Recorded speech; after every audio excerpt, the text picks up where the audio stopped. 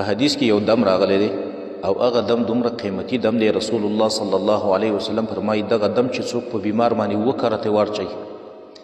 نو الله رب العالمین به دې بیمار له صحت ورکړي، د ده دا مرض به الله رب العالمین ختم کړي. هر څومره ګران او سخت مرض ولې نه دی، هر څومره دا سړی نا امیده شوی ولې نه دی، خو څوک چې په یقین سره دغه دم په بیمار باندې وکرته ورتي نو الله رب العالمین به صحت دې بیمار له ورکړي. حدیث کې راځي عن عبد الله بن عباس رضی الله تعالی عنه عن النبي صلی الله علیه وسلم قال، عبد الله بن عباس رضی الله تعالی عنه فرمایي وی رسول الله صلی الله علیه وسلم فرمایلی دي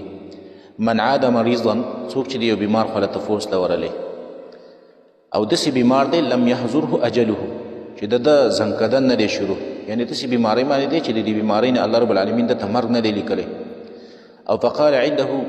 دا سړی د دې بیمار په خوا کې 7 مرات وکرته دا دم ورته چې اسأل الله العظیم رب العرش العظیم ان یشفیک، دا دم پې وکرته ورته نو رسول الله صلی الله علیه وسلم فرمایي الا عفاه الله من ذلك المرض، الله رب العالمین به دې بیمار له د دې مرض نه عافیت ورکړي، الله به خلاص کړي د دې بیمارۍ نه، الله رب العالمین به صحت ورکړي. او دا حدیث ابو داود کې راغلی دی، ترمذي هم راوړی، امام نسائی هم راوړی دی. نو اسأل الله العظیم رب العرش العظیم ان یشفیک، دا یو بهترین او آسان کلمات دي چې څوک په بیمار باندې وکرتي په یقین سره ورتي الله رب العالمین به دې بیمار له صحت ورکړي.